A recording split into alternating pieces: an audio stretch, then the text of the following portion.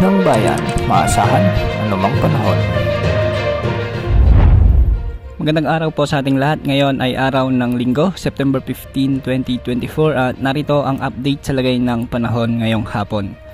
Sa kasalukuyan ay southwest monsoon pa rin ang nakakaapekto sa Southern Luzon, sa Visayas at sa Mindanao. Samantalang may dalawang low pressure area naman tayong minomonitor sa loob at labas ng ating area of responsibility. Dahil pa rin sa umiiral na southwest monsoon, asahan pa rin ang maulang panahon dulot ng habagat sa bahagi ng northern portion ng Palawan, Occidental Mindoro, Aklan, Antique at ang Negros Occidental. Magkakaroon naman ng mga panakanakang pagulan dulot pa rin ng habagat sa bahagi ng Albay, Sorsogon, Masbate, Batangas, ang nalalabing bahagi ng Mimaropa, Western Visayas at ang buong Negros Island region. Posible ang mga biglang pagbaha at pagguho ng lupa, lalo na kung may mga katamtaman hanggang sa kung minsan ay malalakas na pag-ulan.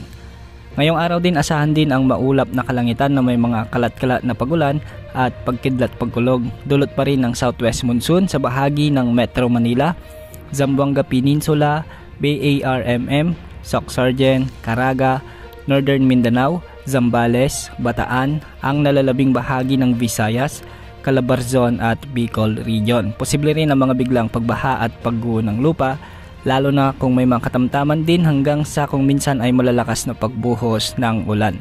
Samantala sa nalalabing bahagi naman ng Mindanao ay asahan ang bahagyang maulap na kalangitan na may mga kalat-kalat na pagulan at pagkidlat pagkulog. Dulot pa rin ito ng southwest monsoon.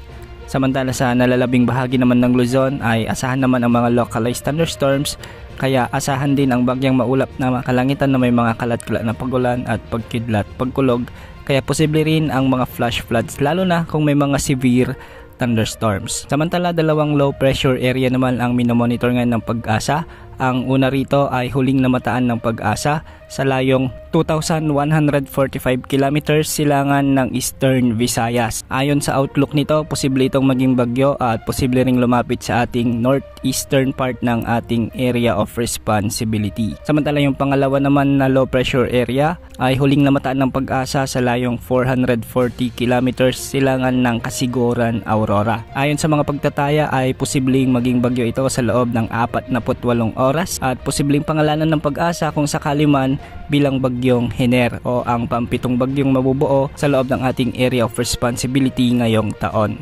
Ayon din sa outlook nito, posible nitong tumbukin ang northeastern portion ng Luzon or posibleng maglandfall sa may Isabela o Cagayan area.